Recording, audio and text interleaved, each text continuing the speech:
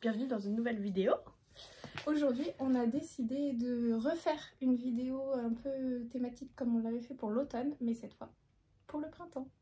Alors on est un tout petit peu en avance, mais bon, on avait envie que le printemps arrive, donc on l'appelle. Voilà, exactement. Donc, comme pour l'automne, on vous a préparé des mots-clés, 10 mots-clés. Et avec ces thématiques, un peu, on a essayé de vous trouver des lectures que nous avons particulièrement appréciées et qu'on vous recommande chaudement.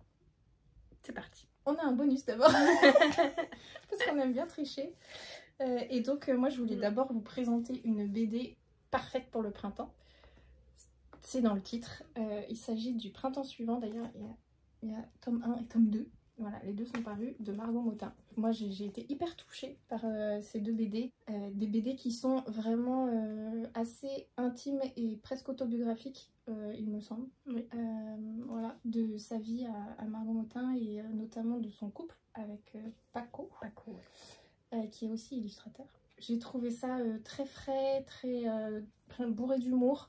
Et en même temps, elle s'attaque à des sujets hyper forts, assez touchant, et elle va pas dans... Enfin, à la fin du 1, je me souviens, j'étais ah mais quand même, je pensais à de la légèreté et en fait pas tout à fait.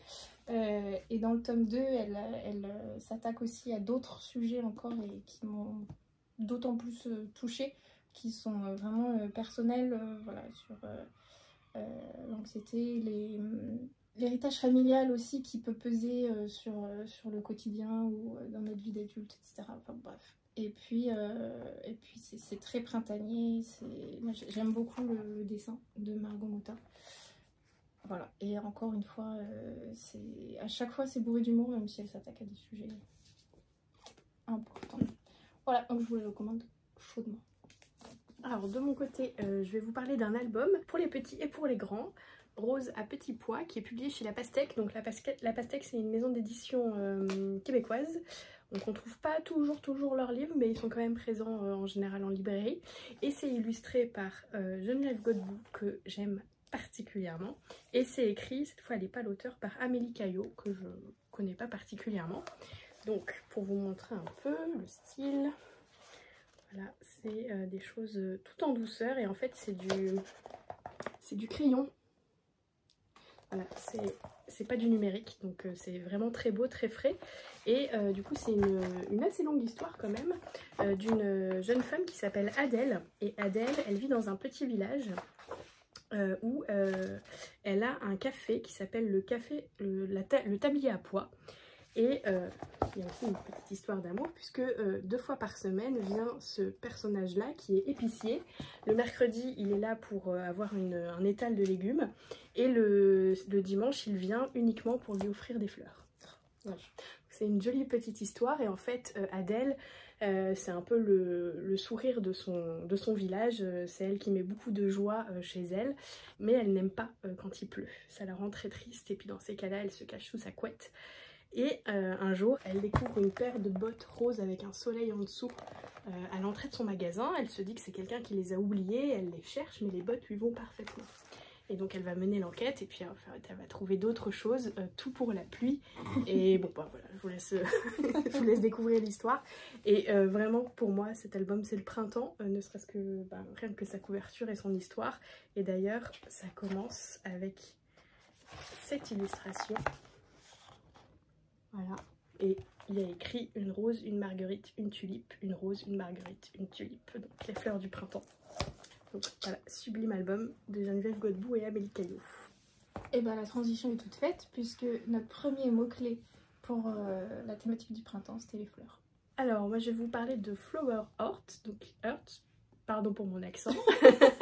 Donc tout est dans le titre et la couverture avec ce fer rose que je trouve hyper beau.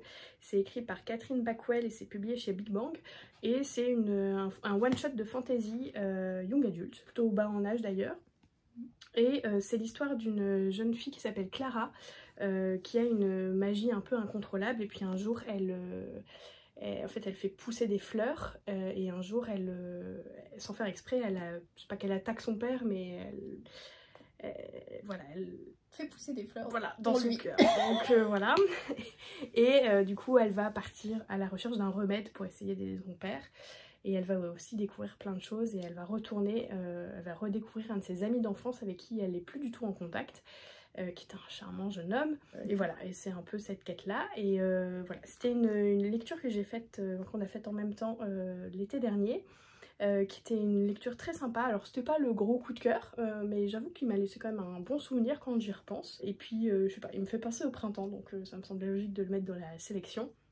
Il y avait juste un petit bémol dans cette histoire, c'était que les personnages n'avaient pas forcément les réactions de l'âge qu'ils avaient. Il y avait un petit décalage, ce qui faisait que ouais, c'était un peu perturbant à la lecture. Mais ça restait une belle histoire et voilà, un one-shot de fantasy, il n'y en a pas souvent et il fonctionnait très bien tout seul. Et de mon côté, récemment j'ai lu Le Jardin Secret dans cette superbe version BD qui est en 2 tomes. Et si vous ne connaissez pas ce grand classique, je vous invite vraiment à le découvrir. Et si vous ne voulez pas le découvrir par le roman, et ben, c'est une bonne introduction par la BD. C'est une BD de Maud Bégon et le roman est de Frances Burnett. Et c'est une histoire absolument charmante au possible. Vraiment, c'est la littérature jeunesse classique que j'aime énormément, moi. Et on y suit donc Marie, je sais plus comment elle s'appelle, Marie, c'est Marie, qui a toujours vécu aux Indes. Souvent, il y a un lien avec l'Inde dans les romans de Frances Burnett. La petite princesse, c'est pareil, elle a vécu aux Indes.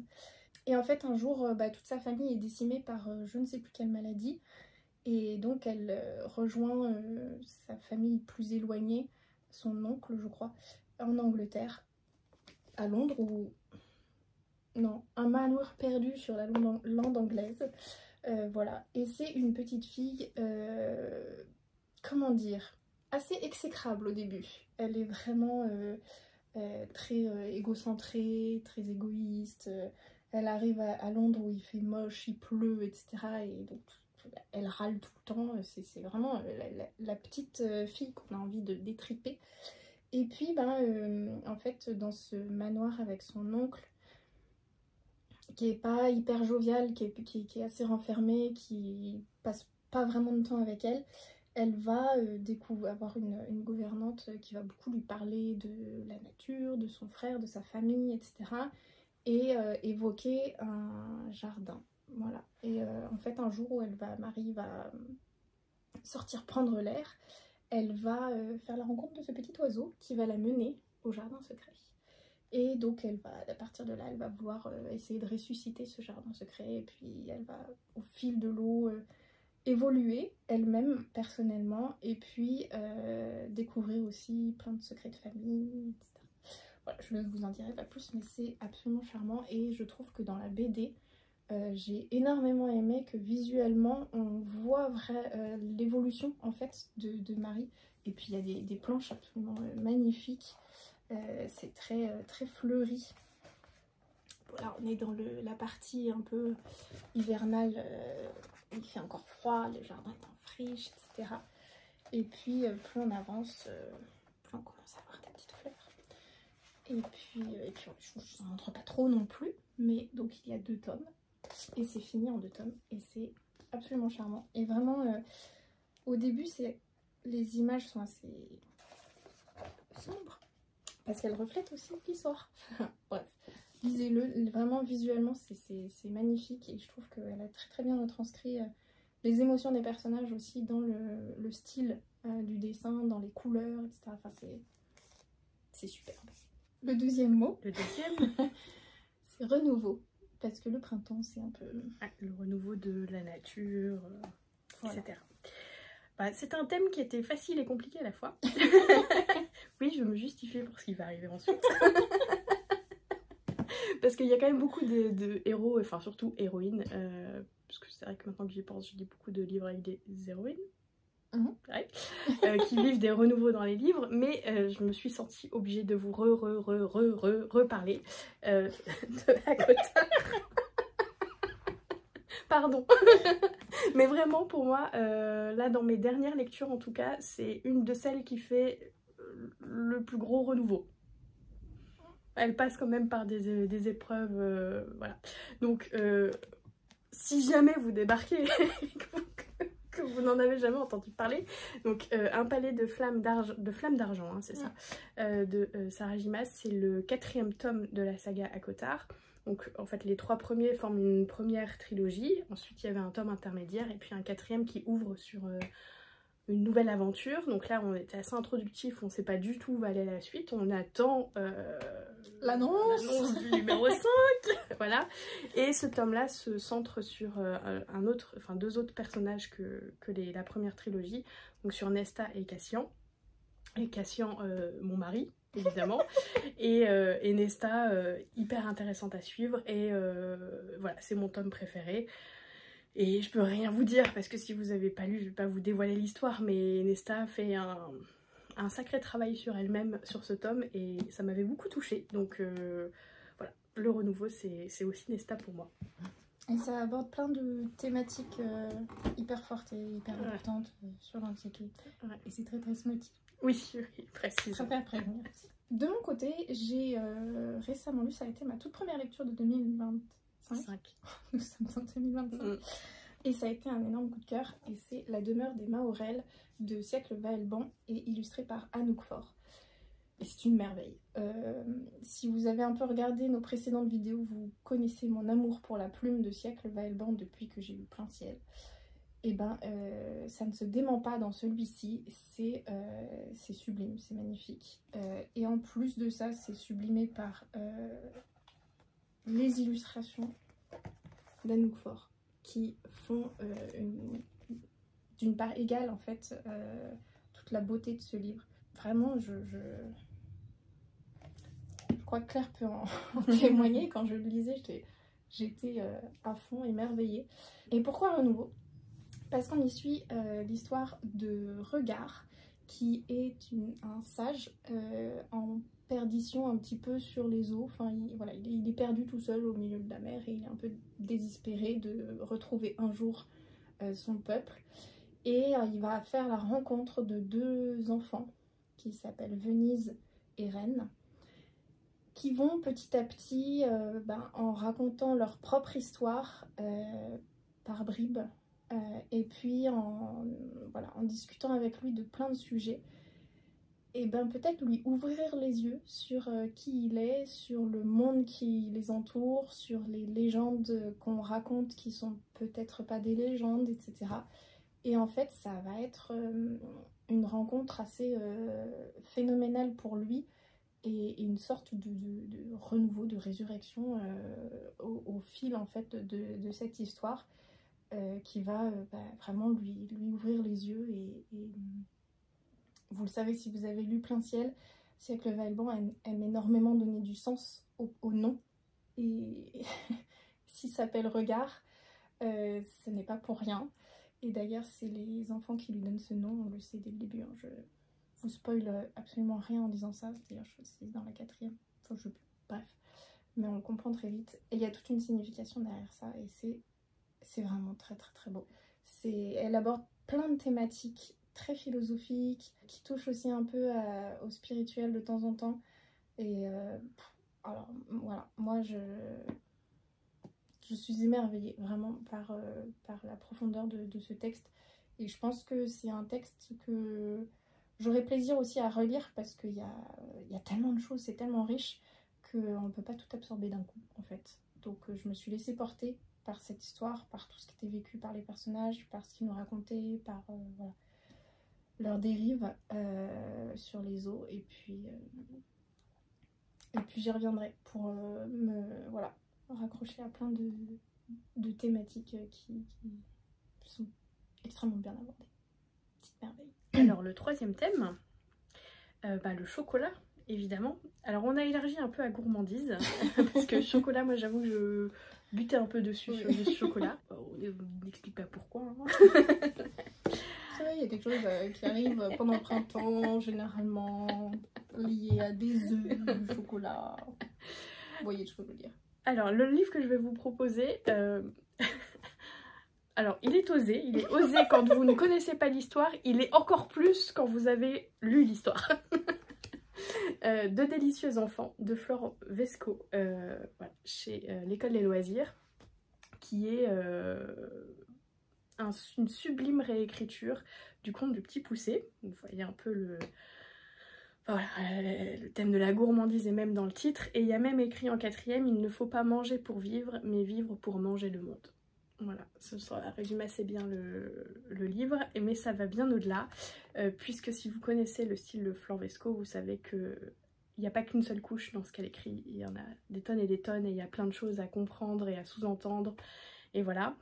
Donc celui-ci c'est mon 2e livre de Flore Vesco que j'ai lu, qui a été aussi une claque, et qui a été d'autant plus une claque qu'elle fait un exercice stylistique hyper intéressant dans celui-là, dont je ne peux absolument pas parler parce que tout repose sur le fait qu'on est surpris de certaines choses, voilà.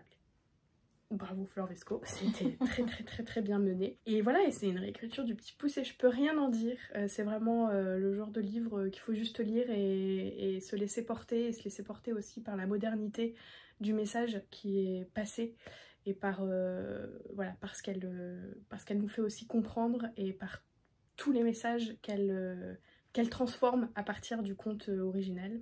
Donc vraiment une pépite d'écriture, une pépite à lire. Voilà, je sais pas trop quoi vous dire à part que c'était une sacrée claque. Et de mon côté, c'était assez simple pour moi de trouver puisque c'est dans le titre. Il s'agit d'un jeudi saveur chocolat de Michiko Aoyama. C'est une autrice que j'ai découverte par La Bibliothèque des Rêves Secrets, qui a été une extraordinaire découverte pour moi. C'est une autrice en fait qui nous raconte pas une histoire, mais qui fait plein de petites histoires et qui donne des liens entre toutes. C'est extrêmement tendre, c'est plein de poésie, c'est aussi assez lent, méditatif, et c'est un style qu'il faut apprécier. Et ici, en l'occurrence, c'est une série. Il y a eu donc le premier c'est celui-ci, et le deuxième c'est un lundi parfum matcha, je crois, qui se passe à peu près, enfin qui part en tout cas du même café, le café Marble. Et en fait on nous raconte 12 histoires. Et donc c'est comme une ronde de personnages, on passe d'un personnage qui va vivre à un moment donné une petite chose, et puis dans son histoire il va rencontrer, on va croiser, on va entendre quelqu'un, et on va le suivre lui pour voir aussi ce qui va lui arriver. Et comme ça, on saute de personnage en personnage ou de lieu en lieu. Et donc, on fait un tour de Tokyo, où il y a le café Marble, jusqu'à Sydney, en Australie, pour revenir au café Marble.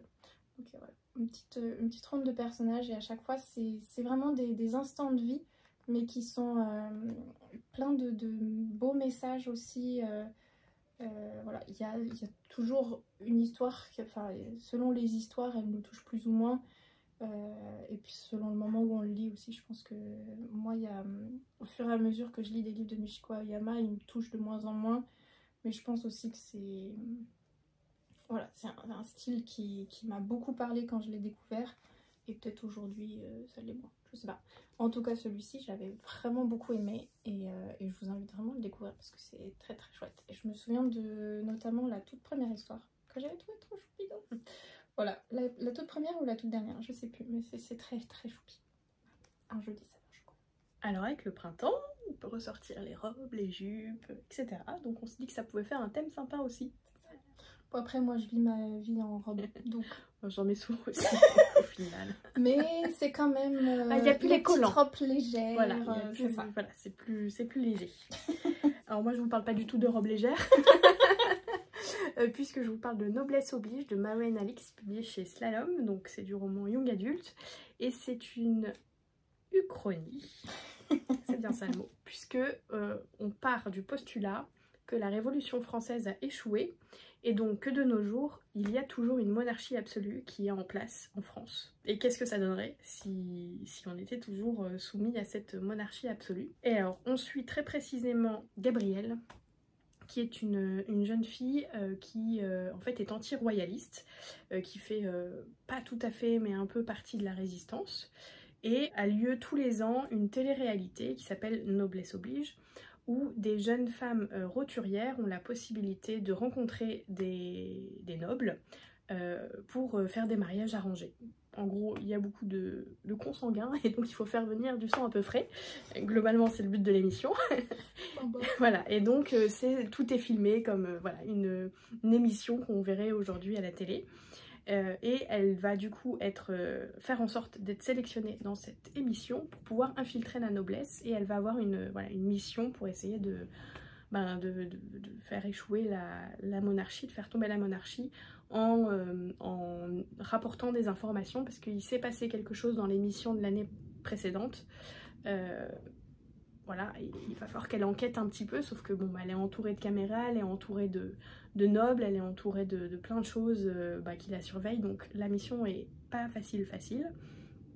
Et c'est une histoire assez dure, je préviens, voilà, on va vraiment dans les bas-fonds de l'humanité, puisque vraiment le but du livre, c'est de dénoncer les violences faites aux femmes, la violence masculine, voilà, et elle y va à 600%. Et en même temps c'est génial parce que c'est hyper bien fait. Son postulat de départ d'expliquer que la Révolution française a échoué tient très bien la route. Ça part d'éléments historiques qu'elle refait un peu à sa sauce pour expliquer pourquoi. Et puis voilà, ça sert dans toute une histoire. Il y a un vrai suspense pendant toute l'histoire. Voilà. Et la fin est extrêmement troublante. Et d'ailleurs il y a une suite. C'était pas forcément prévu je crois au départ, j'ai l'impression. Mais qui va sortir là très bientôt, c'est en mars je crois. Je me souviens plus du titre, mais... Liberté oblige. Oui, c'est pas un truc comme certainement, ouais. On vous mettra la coupe. Voilà. Et je suis très contente qu'il y ait une suite, parce que c'est vrai que cette fin était extrêmement... Voilà. Mais j'ai adoré. En fait, j'aime beaucoup le style de l'Uchronie, puisque en fait, il y a un côté historique, politique, social, qu'on analyse et qu'on retourne pour essayer de comprendre un peu les tenants et les aboutissants, pour essayer de réfléchir à ce que la société pourrait devenir, mais voilà, en horrible, pour essayer de faire le focus sur ce qui se passe dans notre propre société. Enfin, vraiment, c'est hyper intéressant. Et puis, il y a une vraie ambiance... voilà, cour de Louis XIV, mais de nos jours, quoi. Donc c'est hyper troublant, il y a un côté Stéphane Bern qui se mêle à tout ça, enfin vraiment ça fonctionne hyper bien. C'était très bien trouvé, et j'ai très hâte de lire la suite. J'avais plusieurs options pour les robes, et puis je suis retombée sur un livre que j'avais découvert quand j'étais étudiante. À l'époque, je tenais un blog avec plusieurs amis, et on avait un partenariat avec Albin Michel. Et c'est comme ça que j'ai pu découvrir cette pépite, parce que vraiment à l'époque elle m'avait bouleversée, marquée, enfin vraiment... Et c'est L'armoire des robes oubliées de Riikka Pulkkinen. C'est finlandais si vous vous posez la question. Et c'est une merveille. Je ne saurais pas vous dire ce qui se passe dans ce livre, parce que je ne me souviens absolument pas de l'histoire. Mais je me souviens par contre très très bien qu'il m'avait bouleversée, marqué, que vraiment il m'était resté en tête. En fait, comme je ne m'attendais à rien, parce que vraiment j'avais lu la quatrième, je vous la lirai si vous voulez, oui, sachant qu'il n'y a pas vraiment d'histoire dans la quatrième, donc j'avais entendu parler de l'histoire et je trouvais la couve hyper chouette. Je pense que c'est pour ça que je l'avais demandé et que je m'étais dit que je le lirais. Mais qu'est-ce que j'ai bien fait en fait. Et c'est vrai que du coup je sais plus, il y a quelques années là, j'arrivais pas à le retrouver, donc je l'ai cherché pendant très longtemps et j'ai fini par le trouver chez Book Off, et j'étais aux anges. Vraiment, dès que je l'ai vu, j'ai sauté dessus, je me suis dit oui, c'est celui-là. Donc voilà, donc je pense qu'il fera, ça fera une très bonne relecture pour moi cette année, parce que vraiment j'ai envie de replonger dans cette histoire pour me remémorer pourquoi elle m'avait autant marquée. Mais pour vous en dire un petit peu plus quand même, du coup, il parle juste, dans la quatrième, il parle juste de l'autrice qui a 30 ans et le visage d'un ange, mais ne vous y trompez pas, c'est une très vieille âme qui sait décrire avec la même puissance d'émotion une grand-mère en train de mourir, un homme qui se retourne sur son passé, ou une jeune fille qui, trouvant une robe oubliée, part à la découverte des secrets de sa famille. Et c'est ça dont je me souviens uniquement, c'est que c'est vraiment une fresque un peu historique et surtout familiale, avec des secrets de famille, et puis une notion de la famille, moi, qui m'avait bouleversée. Donc bah écoutez, je vous en reparlerai peut-être si je le relis, parce que pour voir style me marque toujours autant aujourd'hui.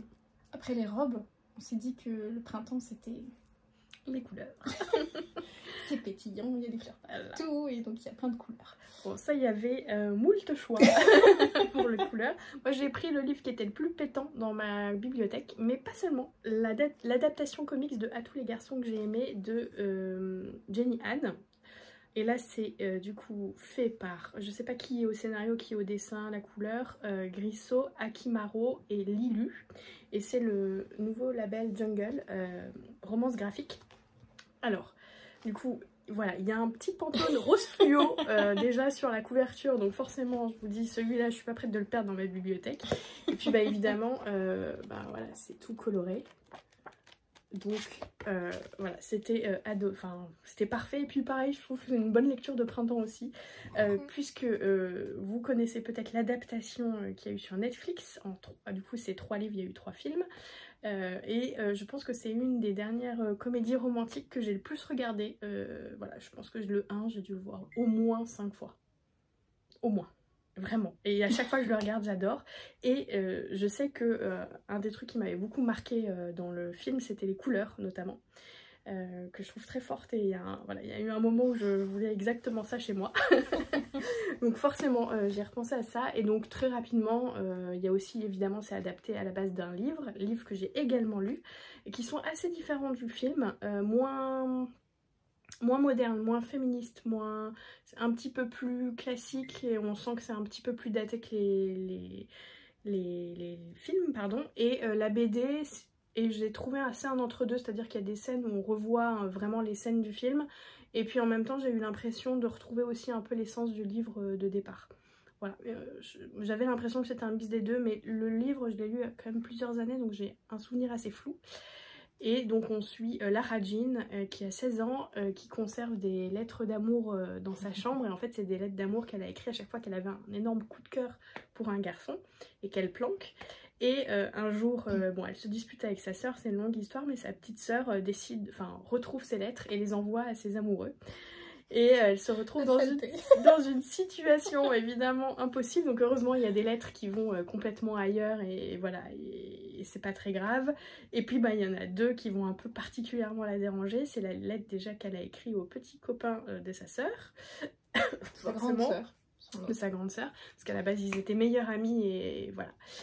Et elle a eu à un moment un petit coup de cœur pour ce garçon, et puis une fois qu'il a commencé à sortir avec sa sœur, elle s'est complètement retirée. Et à ce moment-là, elle a écrit cette lettre, et puis une autre lettre pour un garçon qui s'appelle Noah. À chaque fois, je me trompe dans les prénoms, hein, mais c'est ça. Hein.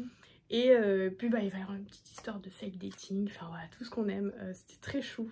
Et j'ai adoré replonger pour la énième fois dans l'histoire avec le petit roman graphique. Alors, de mon côté, c'est un roman qui cochait beaucoup de cases. J'aurais pu le mettre dans plein de catégories. Parce que pour moi, il est parfait pour le printemps. Et il s'agit de Better Than the Movies de Lynn Painter. Et regardez-moi, il y a des petites fleurs, des petites marguerites. Elle porte des robes vintage, elle est très comédie romantique, etc. Bref, il est parfait pour le printemps. C'est vraiment la romance, la comédie romantique même, parfaite pour les ados. Pour moi, c'est vraiment ça. C'est très frais, Lise, elle est absolument charmante, donc on y suit. Pour faire un petit résumé quand même, on y suit Lise Buxbaum, Elisabeth Buxbaum. Vous allez comprendre pourquoi. C'est bourré de références aux comédies romantiques, aux romances de littérature et aux personnages qu'elle aime bien. Bref, Lise, c'est une grande romantique. Avec sa mère, elles ont toujours regardé toutes les comédies romantiques. Sa vie, en fait, c'est une comédie romantique. En tout cas, elle la rêve comme d'une comédie romantique. Sauf que là, on retrouve Lise, elle a 16-17 ans, je sais plus, c'est la fin du lycée. Et elle a perdu sa mère entre-temps. Et elle rêve toujours quand même de sa romance, etc. Et il se trouve que, juste avant le bal de promo, Michael, ou comme vous voulez, son crush précédent d'enfance revient. Et elle se dit, let's go, c'est le moment, je vais tout faire pour qu'il s'intéresse à moi et pour qu'on puisse aller au bal de promo ensemble, ça va être parfait, la romance parfaite. Sauf que c'était sans compter sur son exécrable mais tout à fait charmant voisin qui s'appelle Wes Bennett. Vous voyez la référence. Qui lui, on comprend très vite qu'il y a une sorte d'amitié, inamitié entre eux. Voilà, ils se lancent des piques tout le temps, ils se battent pour la place de parking devant chez eux, etc. Donc voilà, et en fait, lui, il va lui proposer une sorte de fake dating pour rendre Michael jaloux et pour qu'elle puisse rentrer dans le cercle. Sauf qu'on connaît les histoires de fake dating. Voilà, surtout avec Wes. Il est absolument charmant. Donc voilà, c'est hyper frais, on sait forcément où ça va.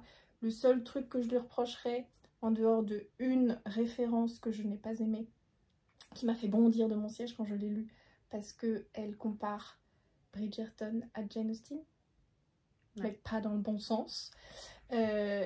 Voilà, c'est la seule fois où j'étais je suis pas d'accord. Mais sinon, voilà. Et sinon, non, c'est au niveau de la fin, je trouve qu'il y avait un côté drama pas forcément nécessaire. Voilà, c'était un peu cliché facile que j'aime pas forcément, mais ça me dérange pas plus que ça non plus. Donc voilà, sinon très très sympa. Et il y a un côté aussi très musical, parce que Liz est non seulement une grande romantique qui regarde tous les téléfilms de Noël, téléfilms romantiques, comédies romantiques, tout ce que vous voulez. Mais en plus, elle adore les comédies musicales, la pop culture, la musique, tout ça. Et elle se fait souvent, c'est très très drôle, parce que du coup, elle visualise les scènes avec de la musique de fond dans sa tête ou dans ses oreilles, parce qu'elle se met souvent de la musique justement pour... voilà. Pour romantiser sa vie, quoi. Totalement. Non mais vraiment, Liz c'est un bonbon. Elle s'habille en robe vintage et tout. Enfin, on l'adore dès qu'elle apparaît en scène. Donc voilà, vraiment, je vous recommande ce film tout à fait charmant, qui met les petits papillons dans les ventres là où il faut. Et puis voilà. Et j'ai lu le tome 2 récemment. Et il est à peu près pas tout à fait dans la même veine, parce que du coup, ils sont à l'université. Et c'est une seconde chance. Et voilà, il y a eu des choses un peu qui se sont passées. Il y a un côté un peu plus lourd, un peu plus dramatique. Alors que là, c'est hyper léger, c'est hyper frais. Mais il se suffit aussi à lui-même. Si vous ne voulez pas lire le tome 2, vous pouvez aussi tout à fait vous arrêter au tome 1. Il est très bien. 6e thème. Qui dit printemps dit ménage de printemps. Donc on s'est dit le thème ménage. C'était quand même...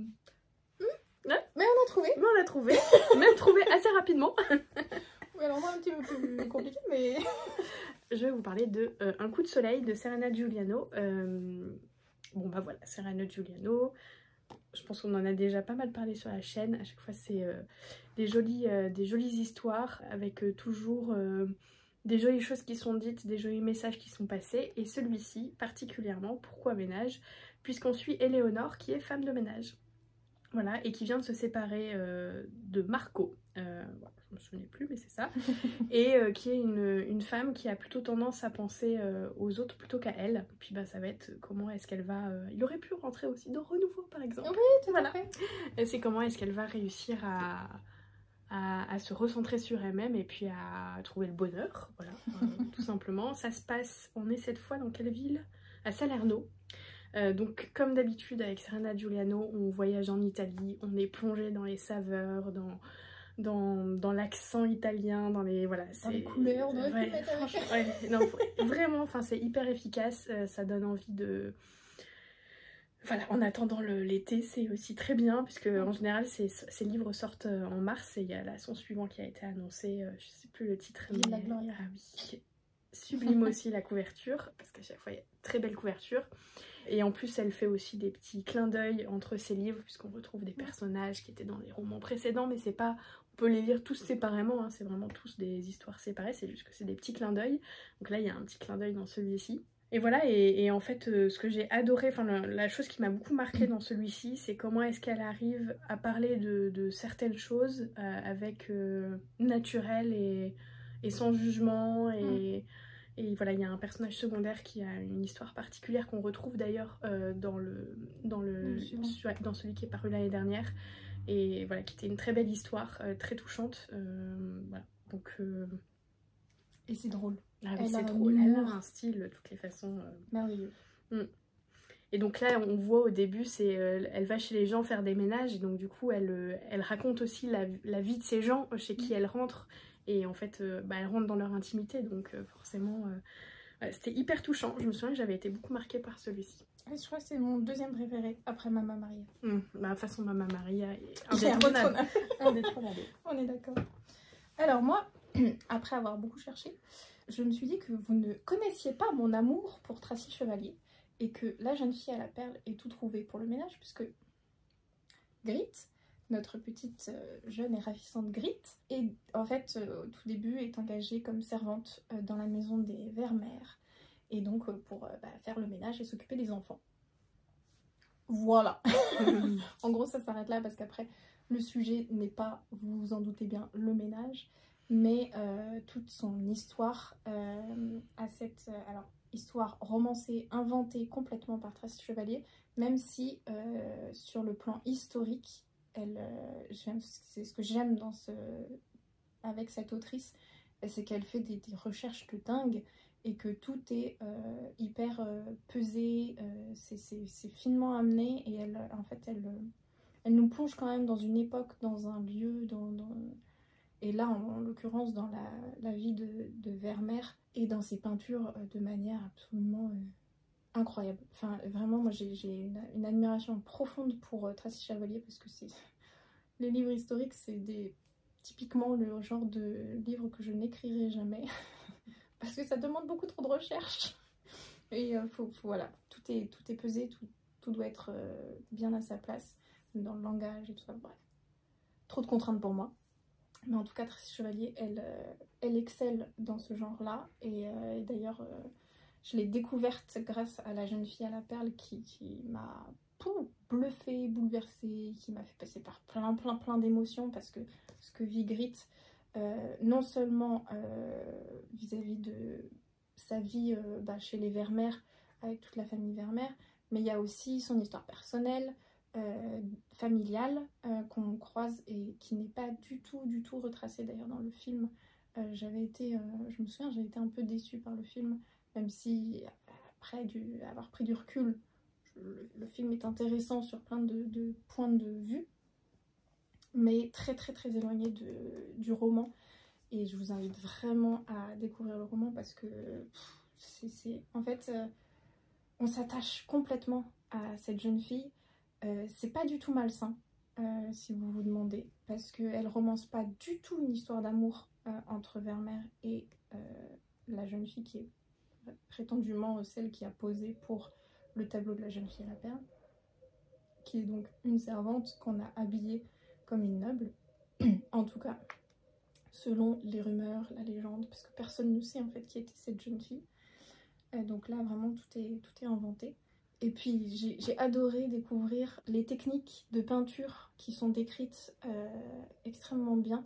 En fait il y a plein de descriptions, alors vous allez rire, mais il y a des descriptions hyper précises et belles de la peinture, de Vermeer en train de peindre, de l'artiste plongé dans sa passion. Et puis moi j'ai un souvenir aussi de description de boucher. Voilà. Parce qu'en fait elle va se lier d'amitié, elle est servante, donc en fait elle va aussi faire les courses, et donc forcément elle va chez le boucher, et en fait elle va se lier d'amitié avec un jeune qui travaille chez le boucher. Et donc il y a aussi des descriptions de son métier de boucher, et je me souviens de ça. Je me demandais pas pourquoi j'ai focalisé là-dessus. Mais bref, en tout cas voilà, on est vraiment plongé dans l'ambiance et on s'attache mais vraiment énormément au personnage. Pas trop à Vermeer, mais parce que le côté artiste, le côté un peu distant, un peu froid, un peu mystérieux aussi, beaucoup, très mystérieux, qui parle pas beaucoup, qui dit pas grand chose, et on sait pas trop ce qu'il pense. Mais en même temps, voilà, cette jeune fille, c'est plus une histoire de fascination artistique que de romance. C'est pas, en fait, pour moi, c'est vraiment pas du tout une romance. Bref, je vous en dis peut-être un peu trop, j'en sais rien. Mais lisez La jeune fille à la perle, c'est extraordinaire. Pour moi, Tracy Chevalier, c'est une des meilleures autrices de romans historiques que je connaisse. Voilà. Je crois que j'ai été déçue par un de ces romans qui m'a un peu déçue, mais il m'en reste encore beaucoup à lire. Mais sinon, tous les autres, des pépites à chaque fois. Alors, qui dit retour du soleil du printemps, dit, en tout cas, c'est très parisien. Pour nous parisiennes. Les terrasses. Les terrasses qui ouvrent, oui. En tout cas, le plaisir de retourner boire un verre, profiter de la vie, etc. De l'air frais du dehors, se poser avec un coca ou voilà, une bière. Tout ce que vous voulez. En tout cas, j'ai complètement bloqué sur ce thème. Donc c'est Marie qui m'a trouvé mon roman pour ce thème-là. Et sachez que j'ai développé une nouvelle obsession. What's the River Knows de Isabelle Ibanez. Pourquoi? Alors je vais commencer par la terrasse. Pourquoi la terrasse? Parce qu'il y a une scène sur une terrasse, hein, tout ça déjà. Et puis même... Qui est très importante. Oui, qui est très importante. Très importante. Disons-le. Et puis parce que ça se passe au Caire, enfin en partie au Caire, et que voilà, il y a cette ambiance-là. Le bonheur d'être dehors, la vie, voilà, le monde qui fourmille. Vraiment, enfin on est plongé dans cette effervescence du Caire à la fin du 19e siècle. Et voilà, il y a une vraie ambiance. Et sinon, l'histoire est mon obsession. Alors, on est en 1884, on suit une jeune fille qui s'appelle Inès, qui vit à Buenos Aires, en Argentine, qui fait partie de l'aristocratie. Et ses parents partent tous les ans en fouille archéologique, enfin en Égypte en tout cas, rejoindre le frère de sa mère, son oncle, qui en fait est parti là-bas il y a plusieurs années, qui s'est marié à une égyptienne, sa femme est morte et il a décidé de rester, et en fait elle avait un rêve et donc lui décide de le poursuivre. Je vous laisse découvrir un peu ce que c'est, mais c'est tout, voilà, on est en pleine égyptomania, donc voilà, avec plein d'Européens qui arrivent en Égypte pour faire des fouilles, et puis ben voilà, une question autour du colonialisme et également autour de toutes ces reliques qui ont été trouvées et puis un petit peu volées à l'Égypte et embarquées en Europe pour faire des expos ou même pour des particuliers. Tout ça est extrêmement bien dénoncé. Et puis la veille de ses 19 ans pratiquement, Inès apprend que ses parents sont morts, disparus dans le désert. Et elle est complètement évidemment détruite par cette annonce et elle décide, contrairement à ce que tout le monde voudrait bien qu'elle fasse, d'aller en Égypte pour essayer de découvrir ce qui s'est passé. Donc elle va retrouver son oncle, et quand elle arrive à Alexandrie par le ferry, c'est pas son oncle qui vient la chercher, c'est Witt. Voilà. Et Witt, qui est tout à fait charmant, a pour mission de la remettre dans le bateau pour qu'elle rentre en Argentine, sauf que bon, elle est bien têtue, donc elle va réussir à se faufiler et à rester en Égypte pour mener son enquête. Voilà, ça c'est l'histoire, et c'était vraiment trop bien. En fait, vraiment, pendant toute une partie du roman, je me suis dit ouais, c'est sympa, et puis la fin, voilà, m'a complètement subjuguée. Voilà, à retourner la situation, j'ai fait ouf. Et depuis, je n'arrête pas d'y penser. Donc, qu'est-ce qu'on a fait cet après-midi? J'ai été acheter le tome 2 en anglais. Je fais jamais ça, hein. D'habitude, j'essaye d'avoir la patience, mais là, je peux pas. Vraiment, je peux pas. Je sais pas. Ça... Mon petit cœur avait besoin de savoir. Voilà. Et vraiment, en fait, ça fait... pourquoi est-ce que ça m'a autant plu? En fait, pour tout vous dire, à l'époque où j'étais abonnée à la Cube, donc il y a bien 2 ou 3 ans, j'avais demandé un récit avec l'ambiance égyptienne et j'avais reçu un truc qui m'attirait pas du tout. Et en fait, ça fait des années que je cherche quelque chose dans cette ambiance-là et il n'y avait pas grand-chose jusqu'à maintenant. Puisqu'en plus, il y a un petit twist de fantaisie, évidemment, puisque la magie est présente d'une certaine façon, mais ça, je vous laisse le découvrir. Et en fait, j'en trouvais tout simplement pas. Et donc, ça répond à une obsession, voilà. Donc, je pense que c'est aussi pour ça que ça m'a beaucoup plu. Je pense que j'attendais ce genre de roman depuis très longtemps. Il faut savoir que ce mois-ci, j'ai lu pas moins de 2 romans avec des ambiances égyptiennes. Donc, je suis très contente que ça vienne un peu à la mode. Et surtout que ça vienne à la mode de cette façon-là. Donc, il y a celui-ci qui dénonce le colonialisme. Et l'autre que j'ai lu, La Tour des Immortels, c'est pas dans le cliché, enfin vraiment... Enfin, voilà. Voilà, je m'arrête là. Je pourrais en parler pendant des heures. Alors de mon côté, pour revenir à la terrasse, encore un roman parfait pour le printemps. Il s'agit de La valse des petits pas de Claire Renaud, que j'avais découvert quand il est sorti, donc il y a 2 ans je crois. Depuis il est sorti en poche, si vous voulez le trouver en poche. Même plus que 2 ans. Il y a plus que 2 ans. Parce que moi je l'ai lu en poche il y a déjà un certain temps. 2022, tout à fait. Ça va faire 3 ans. Enfin du coup ça fait 2 ans et demi. C'était juin. Non, janvier. Autant pour moi, ça fait 3 ans. Et j'ai adoré. En fait, j'ai adoré le concept déjà de ce roman parce que on est dans un restaurant. Alors oui, on parlait de terrasse, etc. La vie. On est plus dans un restaurant. Mais on passe de table en table et donc de chapitre en chapitre, en fait, on découvre des couples. Enfin, c'est des couples ou des duos de personnes. C'est toujours des duos. Quand même. Ah oui. Oui, c'est plus ou moins. Plus ou moins. En tout cas, on passe de table en table dans le restaurant pour voilà, découvrir un petit peu les personnalités des gens qui sont là. Donc on a le couple qui va pas très bien, hein, disons-le. Le premier, j'ai adoré. La femme qui se rebelle. Magnifique, magistrale, c'était génial. On a voilà, des personnes plus âgées, on a le père et sa fille, on a aussi le premier rendez-vous, on a vraiment plein de situations diverses et variées. Et tout ça pimenté, épicé de l'humour de Claire Renaud que j'aime particulièrement. Vraiment, c'est délicieux en fait à suivre. Et pour lier tout ça, entre chaque chapitre, je crois, on suit les serveurs. On a 2 petits serveurs qui sont là. Et donc ça fait un fil rouge et ils ont leur histoire personnelle aussi qui se défile au fur et à mesure de ces entrechapitres qu'on a. Voilà. Donc déjà le concept, je trouve ça absolument génial. Et puis c'est extrêmement bien réalisé et vraiment, mais c'est un moment de lecture absolument délicieux. Donc voilà, je vous le recommande très très chaudement. C'est ouais, j'ai presque envie de le relire là, de vous en parler. Ouais, c'était des jolies petites brides de vie. Ouais, encore une fois, plein de petits instants de vie, mais qui disent beaucoup de choses. Exactement. Et puis on entrevoit des suites en fait à leurs histoires. Enfin bref, lisez-le. La valse des petits pas. Ensuite, on avait Légèreté. Oui. Parce qu'on s'est dit, le printemps, c'est aussi le moment où voilà, les jours rallongent. Moi, personnellement, je me sens un peu plus légère.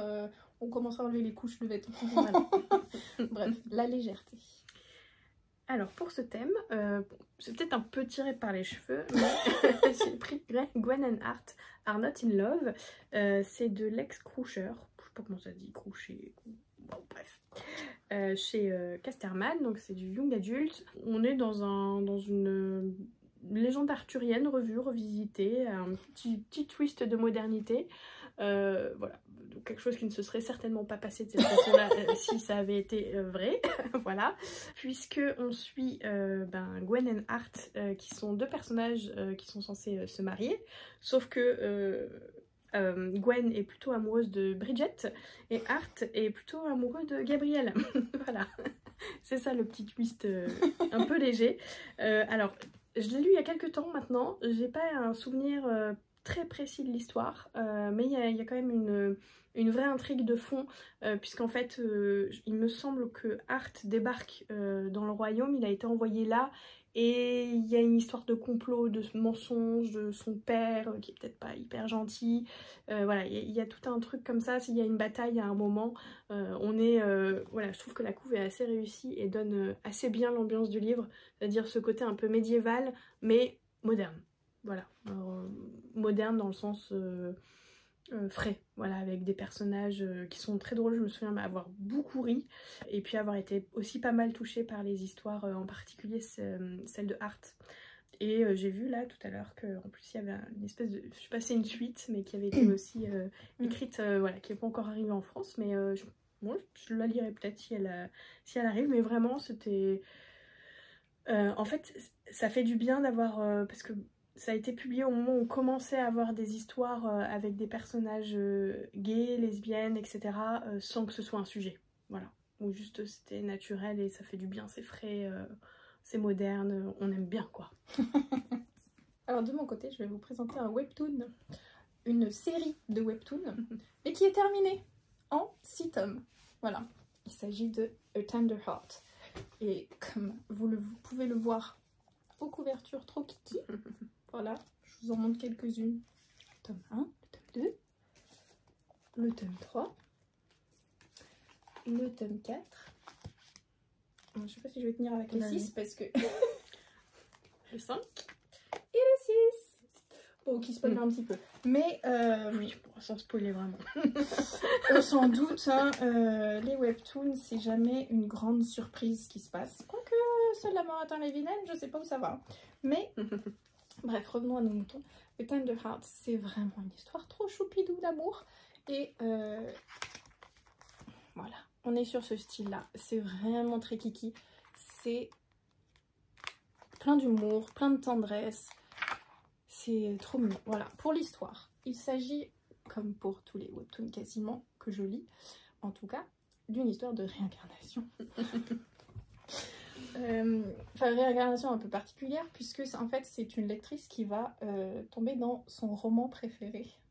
Qui ne rêve pas de ça, franchement. Pas en pleine bataille, il y a du sang partout, non, mais, bon, ok. mais là, quand même. C'est une romance, elle tombe dans sa romance préférée. Ça, c'est pas mal.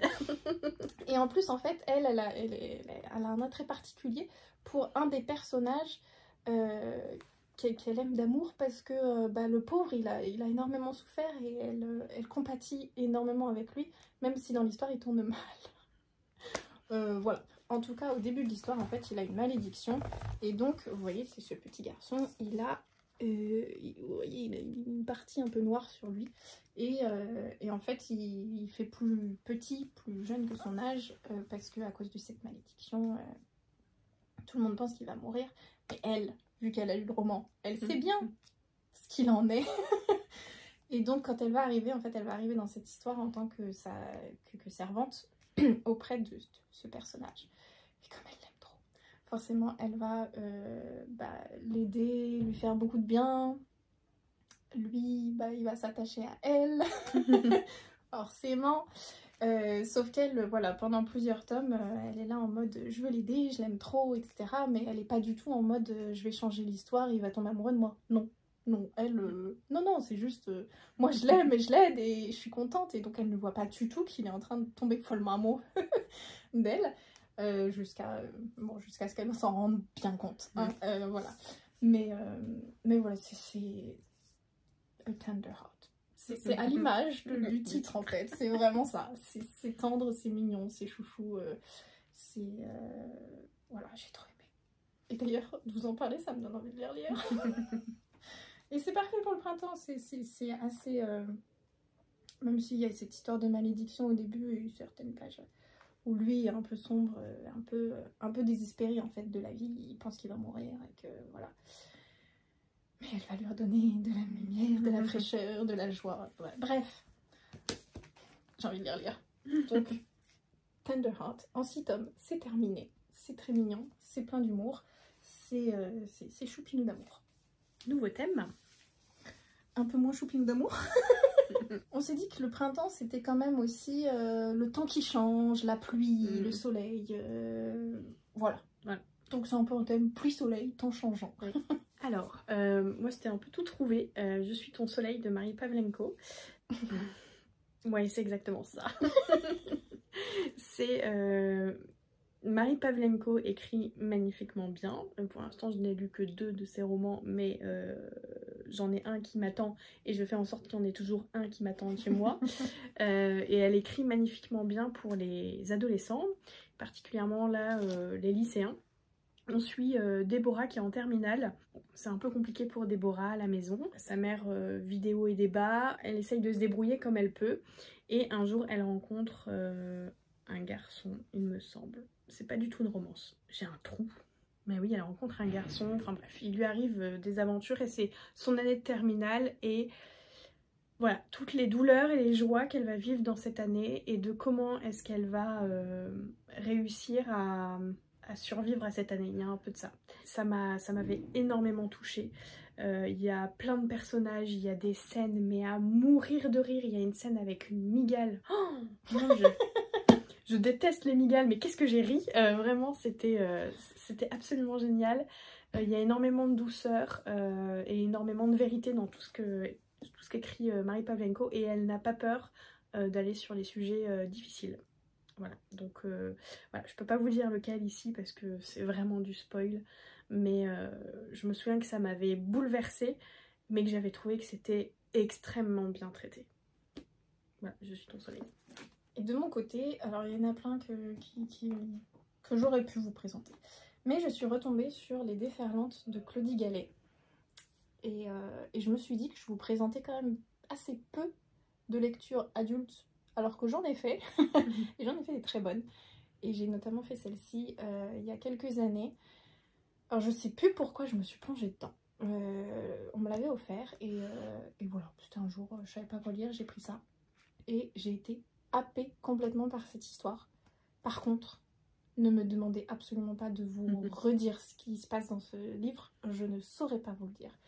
Je me souviens juste que vraiment j'ai été happée, que je n'ai pas vu passer les pages, alors que bon, il fait quand même 500 bonnes pages. J'ai trouvé la plume de Claudie Gallet merveilleuse, hyper fluide.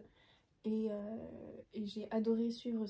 Donc c'est l'histoire, c'est quand même un tout petit peu parce que je peux relire le 4e. On est à La Hague, donc à la pointe du Cotentin. Et c'est en fait la narratrice est venue se réfugier là suite à voilà, des déboires dans sa vie, tout simplement. Et elle arpente les Landes, elle observe les oiseaux migrateurs. Et elle rencontre Lambert, un homme assez mystérieux et tourmenté, qui est aperçu un jour de tempête et qui n'a cessé depuis lors d'éveiller sa curiosité. Voilà. Je ne sais plus ce qui se passe entre eux. Mais alors, vraiment, rien du tout. Juste, je sais que ce livre m'avait énormément touchée et j'en étais ressortie en me disant « Waouh, waouh !» Voilà. Donc, je vous le recommande parce que vraiment, de ce que je me souviens, c'est une très très belle histoire de résilience aussi, de relations humaines. Bref, c'est très très beau. Et pourquoi pour pluie, soleil, etc. Bah juste parce que ce début, alors déjà les déferlantes, hein, et puis ce début, la première fois que j'ai vu Lambert, c'était le jour de la grande tempête. Le ciel était noir très bas, ça cognait déjà fort au large. Il était arrivé un peu après moi, et il s'était assis en terrasse, une table en plein vent, avec le soleil en face. Il grimaçait, on aurait dit qu'il pleurait. Voilà. Bon, déjà, vous avez un petit aperçu de la plume. Moi, personnellement, qui m'a conquise en 2 phrases. Voilà, donc Les Déferlantes de Claudie Gallet. On arrive au bout avec le dernier thème. Et on s'est dit que le printemps, c'était l'occasion des balades. Se promener, voilà, on ressortir, voilà. Quitter son petit cocon pour reprendre un peu le soleil. Et pour la balade, j'ai pensé à Assistant to the Villain de Anna Nicole Meirer, qui existe aussi en belle édition que moi j'ai en simple brochet, mais que je trouvais très sympa aussi en brochet. Et alors pourquoi balade? Parce que ça commence sur une balade. On suit Evie qui vient de perdre son boulot. Et c'est un peu compliqué parce qu'il faut vraiment qu'elle trouve un nouveau travail parce qu'elle a besoin d'argent pour nourrir sa famille. Et elle se balade dans la forêt, voilà. Mais normalement elle devrait pas être dans cette forêt parce que cette forêt, il y a le vilain qui habite là-bas. Et ça serait bien dommage de tomber sur le vilain et de mourir dans d'atroces souffrances. Mais voilà, elle aime le risque, donc elle se balade. Et puis tout d'un coup elle entend du bruit et elle tombe sur le vilain qui est pourchassé. Et en fait elle va l'aider. Et en échange, le vilain va lui proposer un job dans son manoir de je sais plus quoi, je sais plus comment elle l'appelle, le manoir de l'enfer, un truc comme ça. Et elle va prendre le job. Et en fait c'est très drôle parce qu'on est plongé dans le conte. Notamment il y a cette petite grenouille Kingsley qui est quand même un attrait du conte très particulier donc qui apparaît. Voilà, il y a plein de choses du conte, le vilain qui est appelé le vilain, je vous laisse découvrir si on a son vrai prénom ou pas. Voilà, il y a plein de choses qui sont liées au conte, voilà, cette forêt, le village, voilà, on est dans cet univers-là. Mais en même temps, il y a un côté hyper moderne quand elle va travailler, en fait, elle va travailler dans une entreprise, donc elle a son bureau, elle gère plein d'employés différents, enfin il y a un côté un peu The Office dans le fond, donc ça fait un mélange assez détonnant. Qu'est-ce que l'histoire? En fait, un jour, le vilain, il y a une tentative d'assassinat contre lui, ça fait déjà plusieurs mois qu'elle travaille là-bas, et puis elle a fini par s'attacher au vilain, et donc du coup, elle va essayer de découvrir qui essaye de tuer le vilain. Et elle va mener sa petite enquête et puis elle va être suivie par plein de personnages secondaires qui vont apparaître, qui sont hyper sympas. Et vraiment, j'ai été très agréablement surprise par ce livre. Je le lisais parce qu'il y avait un petit côté cosy qui m'intéressait. Et en fait, il y a une vraie intrigue. Ça fait plaisir. Et en fait, il y a une vraie intrigue avec voilà, qui s'attaque au vilain. Il y a même une deuxième intrigue de fond qui commence un peu à avoir le jour à un moment. Et la fin était extrêmement intéressante. C'est un tome 1, je crois qu'en tout ça sera une trilogie. J'espère qu'ils vont bientôt traduire le tome 2. J'ai été très surprise et j'ai trouvé ça hyper bien ficelé, hyper bien fait. Et puis alors, c'est drôle. Franchement, il y a des passages... hyper drôle. J'ai pas mis de post-it, mais il y a un passage où il y a un personnage qui est absolument maléfique. Je crois qu'elle s'appelle Claire en plus. Mais vraiment, c'était délicieux à lire. Vraiment très très bonne découverte, malgré elle, quoi. Vraiment, je m'attendais à un truc, voilà, sans forcément de prétention. Et en fait, j'ai adoré. Moi j'ai un peu élargi la balade parce que sinon j'aurais pu vous parler des balades romantiques dans Jane Austen, voilà. Mais j'avais envie de vous parler de l'incroyable voyage de Coyote Sunrise, dont il faut que je me procure le tome 2 d'ailleurs, parce que... Mais je crois que j'attends qu'il sorte en poche. Parce que comme j'ai le tome 1 en poche, je préférerais. Voilà. En tout cas, de Dan comment on dit? Maynard. Je vous laisserai le lire. Hein, voilà. C'est absolument une merveille de littérature jeunesse. C'est l'histoire de Coyote Sunrise qui parcourt les États-Unis avec son père depuis un drame il y a quelques années. Et parce qu'ils ont en fait récupéré un bus scolaire, vous savez, le bus jaune américain, et ils en ont fait leur maison. Voilà, donc ils se baladent dans les États-Unis. Sauf qu'un jour, Coyote découvre que le parc de son enfance va être détruit. Et elle veut absolument y retourner pour récupérer quelque chose. On ne sait pas tout à fait quoi au début de l'histoire. Sauf que elle sait que son père va pas vouloir.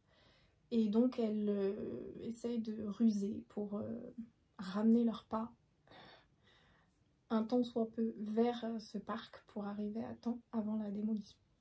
Et en fait, ça va être aussi tout un voyage intime et personnel dans leur relation père-fille, dans, voilà,